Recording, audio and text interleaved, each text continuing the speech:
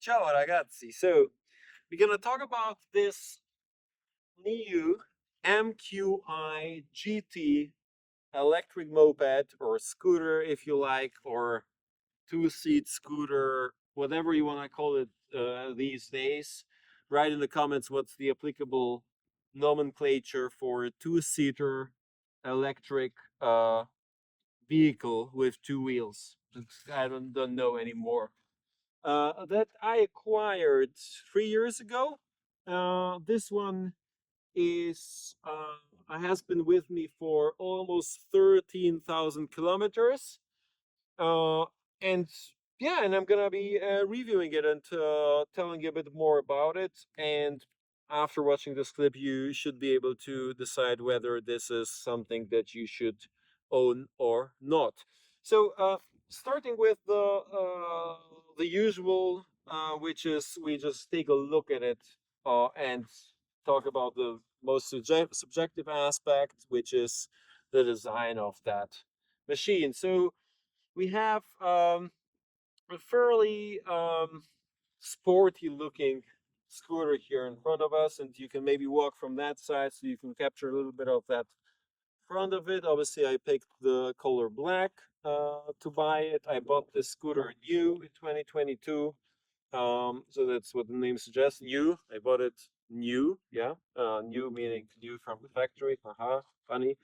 Um, in black, and yeah, it's. I think one could say it's a fairly nice balance between a modern electric vehicle, and still kind of a little bit sporty look that that machine has, which prompted me to buying it in the first place. And obviously, we are talking about the two-seater, so we have a bench here that actually does seat two people. So obviously, we the driver sits like somewhere in around that area, and then you have space for the passenger over here, and there is enough space for two people to sit here. I've been riding a lot with friends, with my girlfriend, etc., on this scooter together, and it usually proves to be quite comfortable in terms of space. So, speaking of the looks, what I really like, and that's the standard with electric scooters, obviously everything is LED. So you have a quite modern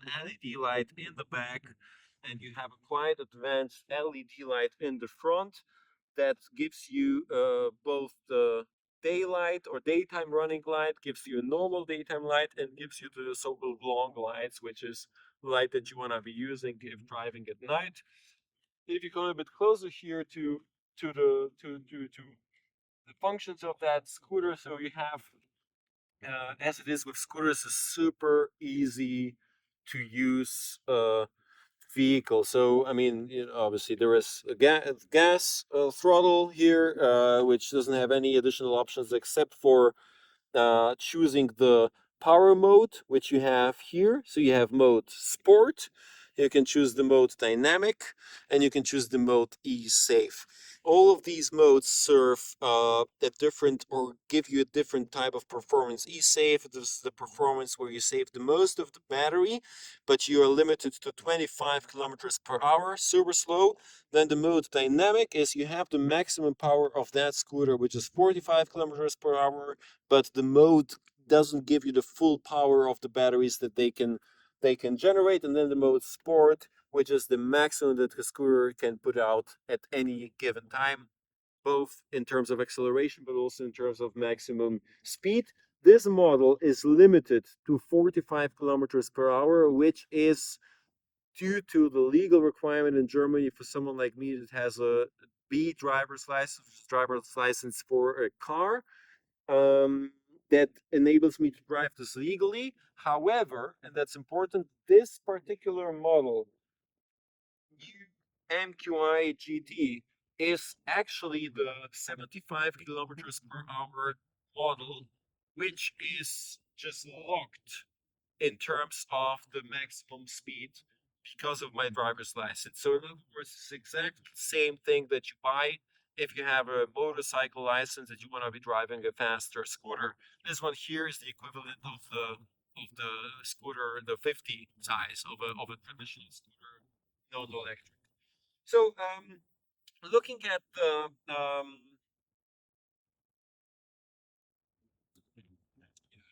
I have to get serious here. So looking at a bit more than just the outside of that scooter, so I'm gonna be showing you space. So if you can come a bit closer, obviously the plus side is just some items here. The plus side of the scooter is you have two batteries. They are both needed to achieve the full power of that scooter. So in other words, if you remove one of these batteries completely, you still can drive in the e-save mode, the 25 kilometers per hour, but obviously you're super slow, right? So you don't want to be doing that. I want to have two batteries here.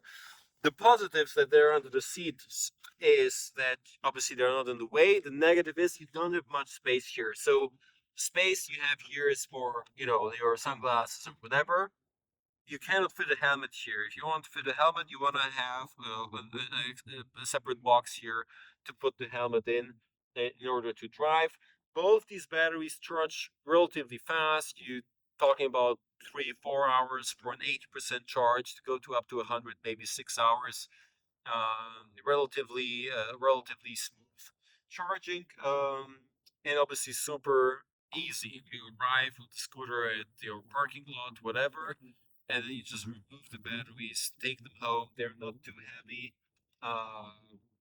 You take them home with you, and you charge them at home with a regular socket. So that's super convenient.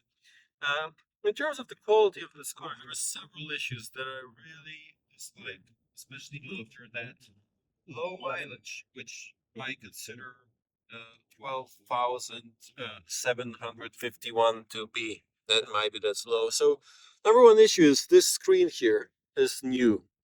I replaced the screen. I bought this secondhand from one of the Berlin workshops. I will show you. I'll post the picture. I will in this clip. You will see the picture of how the screen looked like previously. It was horrible, and not because someone scratched it, but because the sun basically cooked the the material or the material that's used for this screen and just made it almost unreadable, which is ridiculous. Second thing, the mirrors here, both side mirrors are aftermarket. They enable you to see a bit more. They're going a bit more to the side. The original mirrors were round and they were very close to the center of the scooter, which obviously means you're driving and you're seeing your arms instead of seeing the traffic behind you. Very bad design as well from the EU.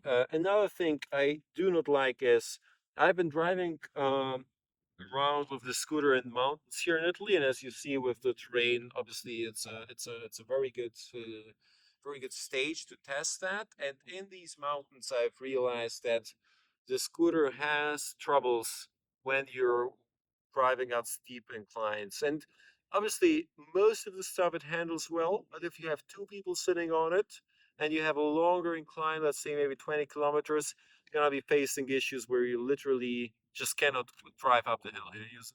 You're losing power and you just stall and you're done. So that's a bit of a bummer. It's not, yeah, not the best design that new has in terms of the hardware of the scooter. However, what I like, the software is quite well thought through, which means once you ride in the mountains and you really heat the system up, which means you heat the batteries up, you heat this motor up as well, which is a 3000 watts Bosch motor. The scooter's power just drops gradually. Instead of stopping altogether, it just drops. It's a bit weaker, but it still enables you to drive without damaging the very expensive either batteries or motor. And yes, you will lose power. You're annoyed that you cannot go up the hill, but that's still better than having a total failure of the motor or the batteries, which are the most important and most sorry expensive part of the scooter. Um, that's really it when it comes to that vehicle. Maybe last point I want to talk about the brakes here. So you obviously have these quite small rotors here, both in the back and in the front. The downside of these rotors is if there's two people sitting on this vehicle driving down the hill, like we do here in Italy, you will very quickly realize a brake fade. So as you brake more and more and more, the brakes get weaker and weaker, and you know you're getting closer to that complete fade of brakes and a total disaster and, like, driving down the hill without brakes. So obviously that's a downside, but you have to really stress it to get to that point. The positive side, though, is these brakes regenerate power.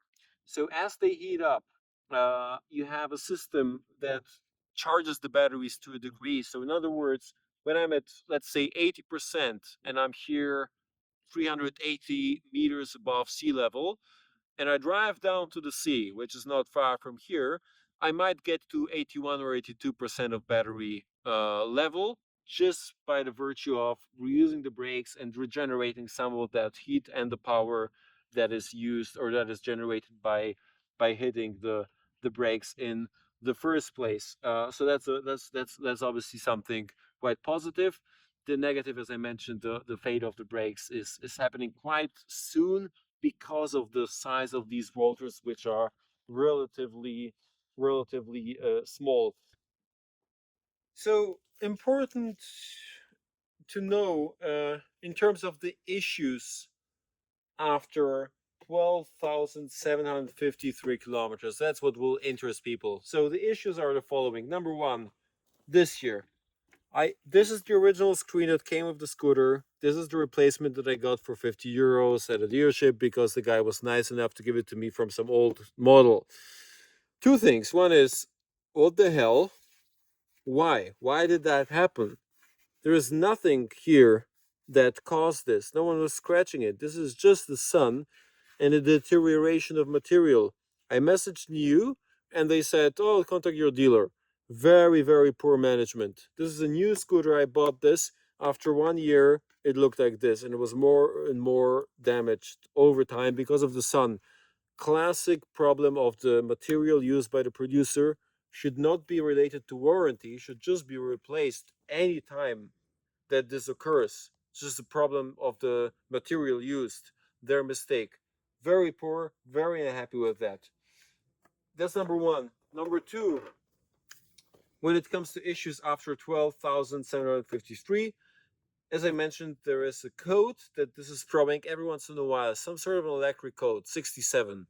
67 it says here. No idea what that is. Doesn't have any impact on the quality of riding of the scooter, but might be something that will be developing over time. What I don't like and what the downside is that this computer here doesn't store codes. There is just a code that is occurring. If you happen to be at the dealership, they might read it for you and tell you what it is, but otherwise it's not stored in the system, so you have no clue what that code was about. You don't see it here right now. This is normal, yeah? So there is no need to, it's not here right now, yeah? So basically, this is the number two issue. Number three,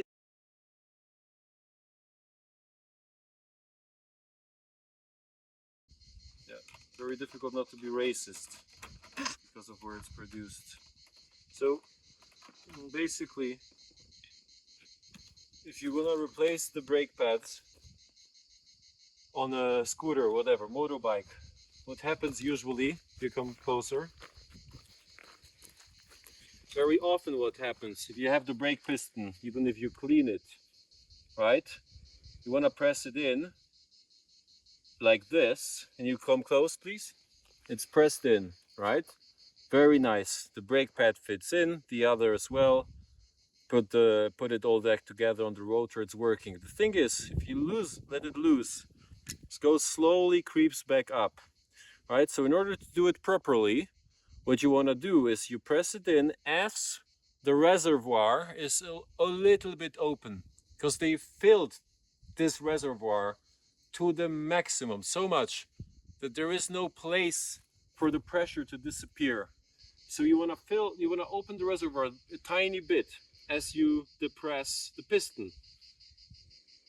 And the best thing, this is all great, yeah? The best thing is to do that, you have to unscrew like 30 bolts and take this whole piece apart without breaking it. which obviously you want to really break it, especially after I went through this whole job in the first place to replace this broken screen this year that was like looking like this without any reason for it to look like this, just because of the sun and driving. So you do this whole job once again, even though this was already ridiculous to begin with. And if you zoom in, you see I added like a special white paste here around, because obviously this shit will leak if you don't do that, right? So basically total joke. To get to this, here, look, you look from this side. To get to this little reservoir, you have to disassemble 30 screws. I've never seen anything as stupid as this. This is insanely stupid.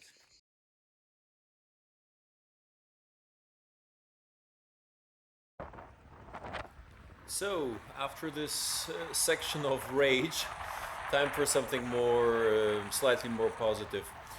We are now two people sitting on the scooter, driving uphill, and as you can see, the machine moves up quite swiftly. There is still sufficient acceleration there, the ride is as smooth as it could be, you can only enjoy the sound of nature, wind in your face, amazing. However, that makes it even more painful when you consider that NIU managed to build such a great battery drivetrain system on a solid frame with enough space to seat two people comfortably, and still failed to provide sufficient quality of the electronics, throwing all kinds of codes after nearly 3 years without an app with which you can manage these codes or at least know what's going on, and a very poor post-warranty experience generally, in not addressing obvious material defects that are simply unacceptable. There is much more potential to this brand, and I had lots of fun with this machine, for sure, but I just can't get over these very basic issues that should be the absolute bare minimum of what you expect from a brand that tries to position itself as the leader of the industry. Thanks a lot for watching, hope you enjoyed it, and until the next time, stay safe out there, drivers.